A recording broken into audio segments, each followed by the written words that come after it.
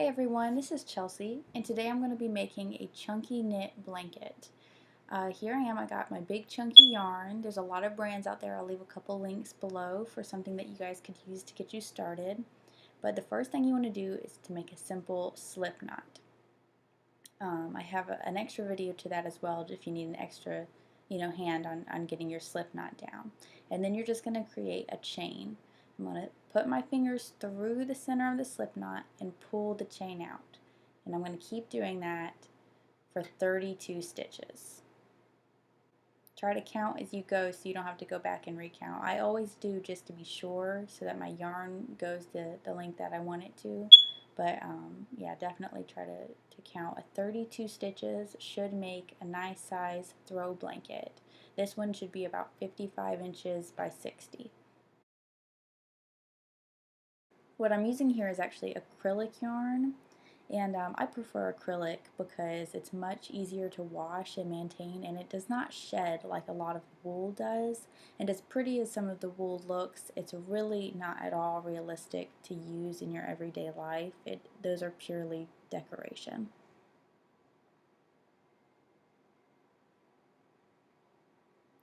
For a nice throw size blanket that I said was 55 inches by 60, you're going to need roughly 300 yards of yarn. Most balls of yarn are going to have a different amount of yards to them and everything, different weights and whatnot. So it's just a good thing to go by just to say 300 yards. That should cover you completely. I found certain brands that I would need 14 balls of yarn and others I would need 17 balls of yarn, so it really depends. As long as you go by your yards, you should be safe.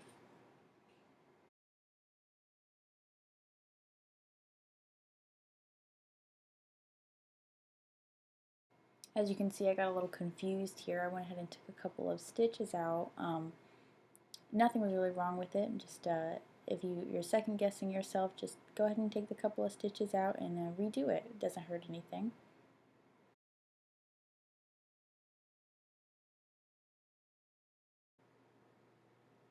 So once you're done with all of your chain stitch right there, just lay it all out flat and it should look a lot like this.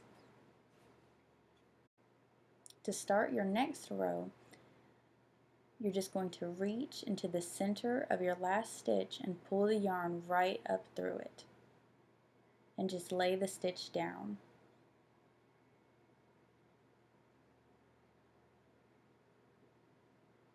And just reach right into the next one, right into the center, and pull it right up.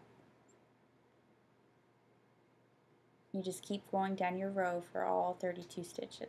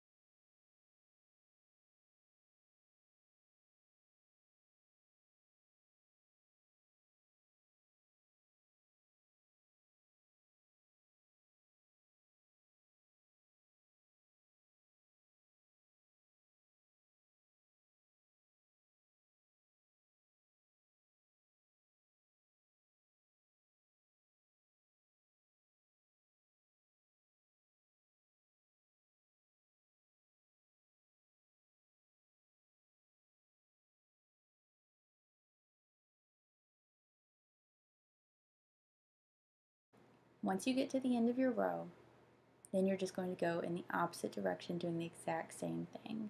And make sure you don't forget to do your last stitch twice. You got to start your next row with it. So I just moved my yarn across, reached right into the stitch, and pulled it up and out. As we get a couple more rows, you'll really be able to start seeing the pattern that's developing here. You can get the same effect by arm knitting with this yarn, but I do find that this is a much easier approach, especially if you need to leave the project and come back. When you're arm knitting, you really have to finish it then and there, or you're going to find it very difficult to get them off your arms, all the stitches, and leave them without some kind of unraveling happening. And this allows you to have it on a nice flat workspace and still be able to see everything you're doing. The only issue I really have with this method is that sometimes I'll have a drop stitch, and that's really just because I'm trying to work way too fast. But if you really focus and take your time, that shouldn't be an issue. You shouldn't have to go back and redo anything. I ran out of yarn. I'm getting ready to attach another one. I just do a simple knot, you know, as tight as I can.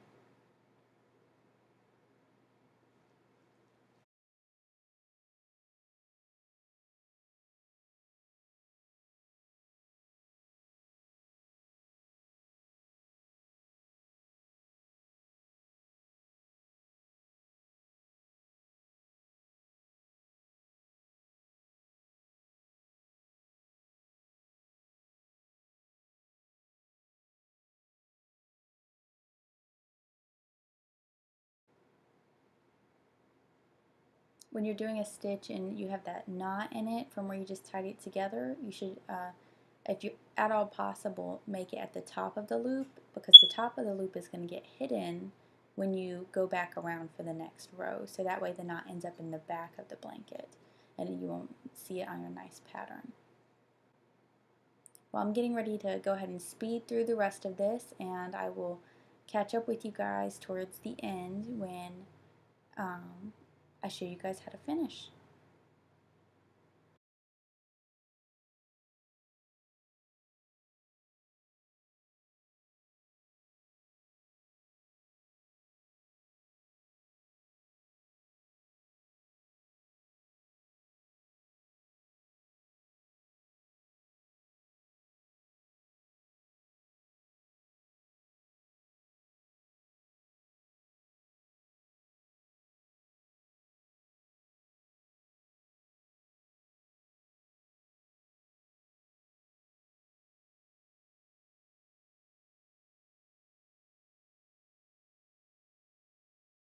Here we are at the end, and what you're going to want to do is grab the last two stitches that you just left out on.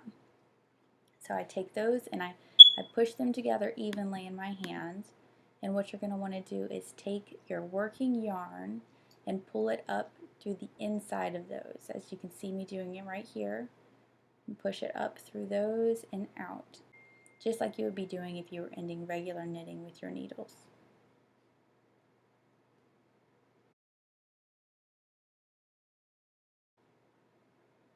I'm just going to pull it through and then grab my next stitch, push the working yarn through those, and keep going all the way across the top.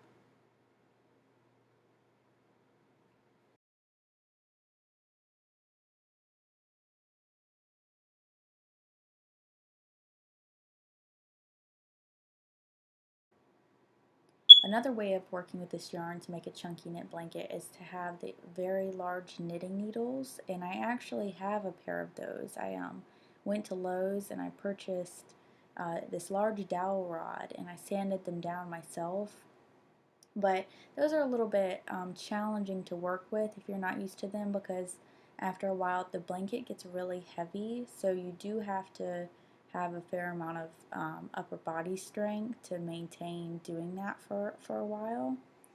This is really just the easiest way for me, just having it on the surface and not having to hold the weight of the blanket the entire time I'm doing this project.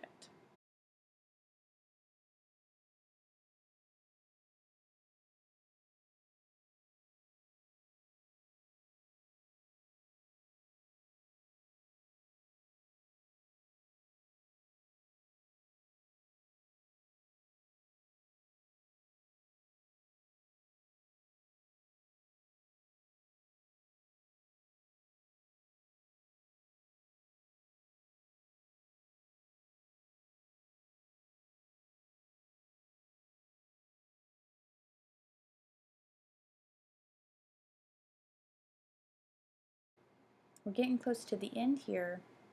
What you're going to want to do on your last stitch, you should have one last hanging stitch. You're going to want to wrap your yarn around and pull it up through your last loop. If you pull that fairly tight, you'll make a nice little knot there at the end. Now after you're done with everything, you have a nice look at your finished product. You're going to want to weave in the ends. So I'll take the end here and just thread it through, following the loops, trying to blend it as well as you can.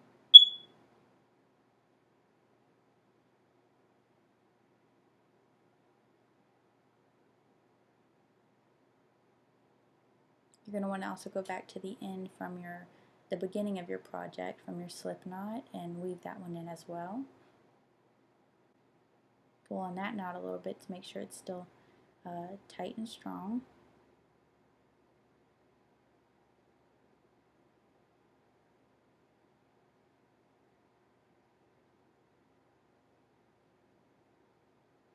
I try to follow the wave pattern of it. You can see I also have a video on how to weave in your ends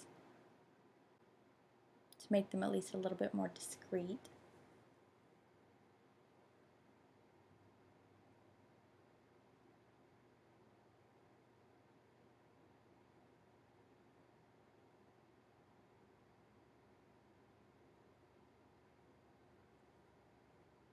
And there you go. You can take a look at your beautiful chunky knit blanket.